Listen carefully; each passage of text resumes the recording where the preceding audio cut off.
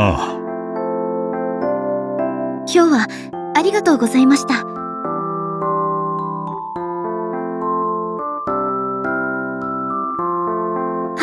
はい。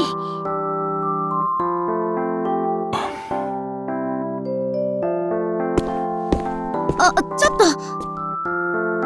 も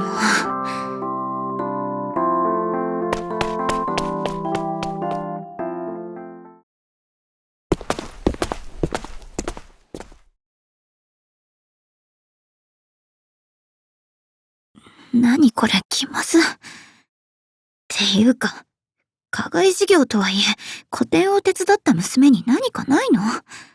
不本意かもしれないけど。お礼とか言うでしょ、普通。はあ、やっぱり帰る時間ずらした方が良かったかな。でも、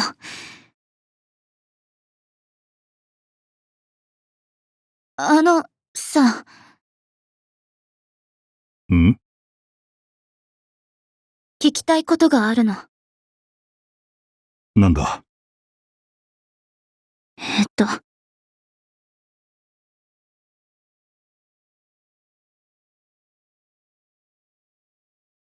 私が生まれた時、絵をやめようと思ったって、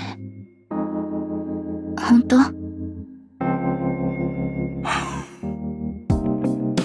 雪平か。先生に聞いたのもあるけど、絵を見て、なんとなく感じたの。いつもはもっと自信たっぷりに絵を描いてるって思ってたのに、今日見た絵は、なんだか苦しそうな感じがして。だから、自信か。そんなものを持ったことはない。あの頃、俺は表現したいものを理解されず、いつしか求められるものばかりを描き続けていた。そんな自分を許せず、本当に描きたいものを追求しなければならないと筆を取り、それでもなお理解されず絶望した時もある。だから、やめようと思ったの？いや、違う。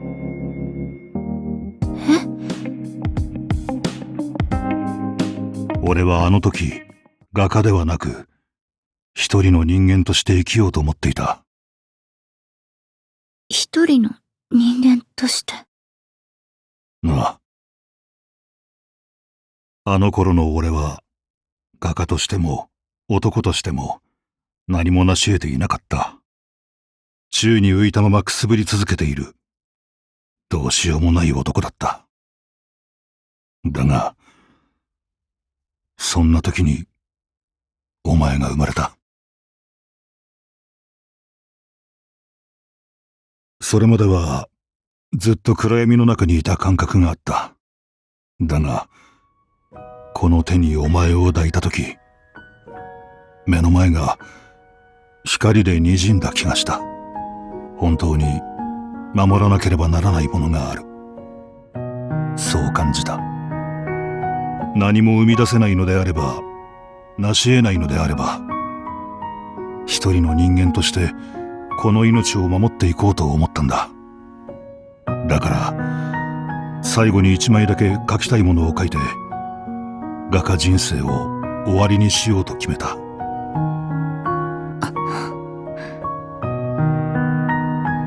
それが、あのボタンの絵？そうだ。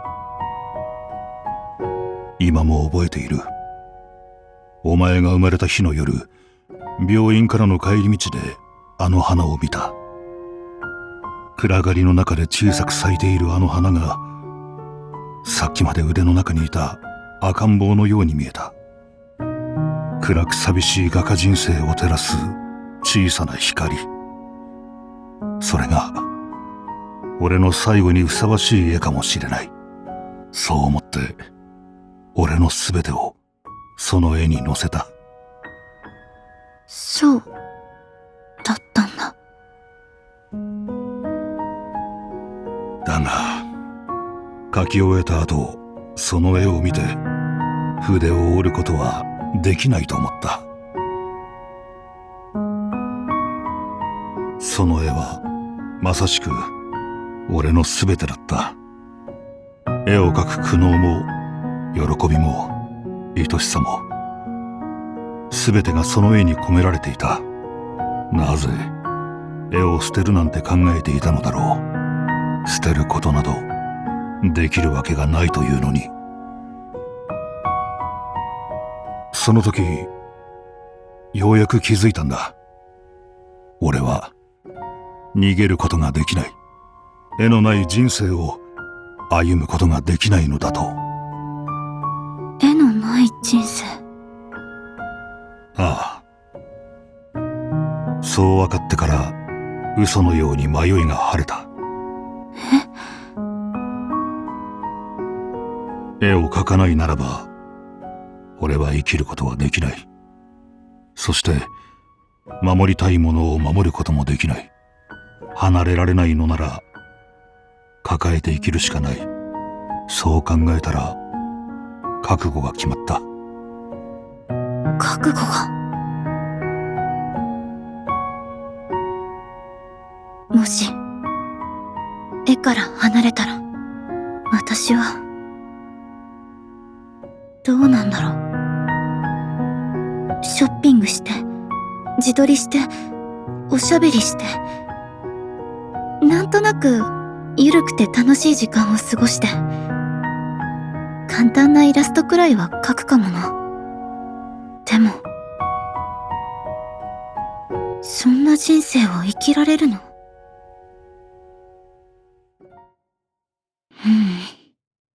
きっと無理。そんなの。絵を描かない私なんて私じゃないから。絵を捨てたら私は私のことを許せなくなる。だったら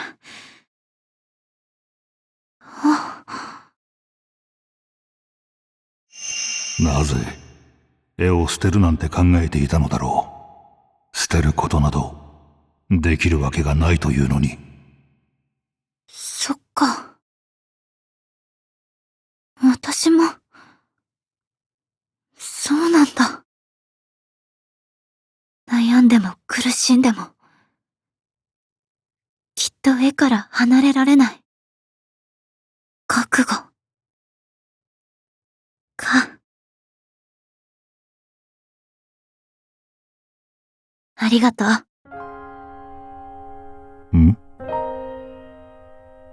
おかげで分かったの。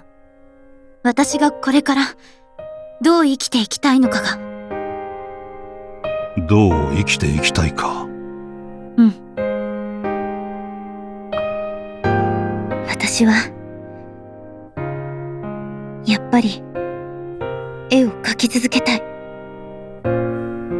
才能がないのだって分かってるし、うまく描けないことばっかりだし、今のままじゃどうにもならないって思ってる。でも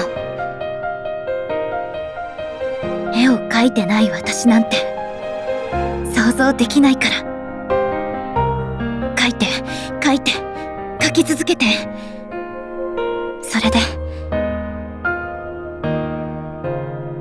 画家になりたい。エナ。だがそれは。わかってる。並大抵の努力じゃ本当の天才にかなわないことも、もし画家になれたとしても苦しむかもしれないってことも。まだ本当に分かってないのかもしれないけど、今日のあんたの絵を見てたらわかるよ。でも私だって絵を捨てられない。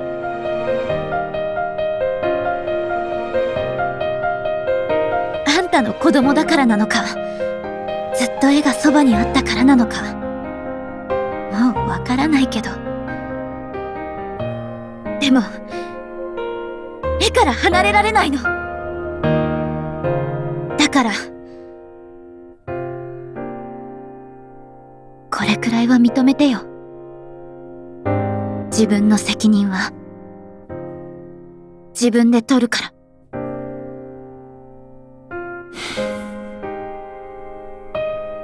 覚悟はできているのか？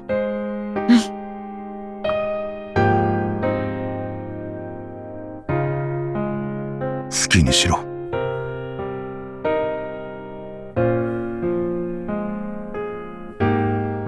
ありがとう。この先、きっと苦しいことしかない。あいつみたいに。あいつ以上にずっと苦しみながら書くことになる。けど、私は絵から逃げられない。それなら、もう進むしかない。私も、絵と一緒に生き続ける。私には、それしかないんだから。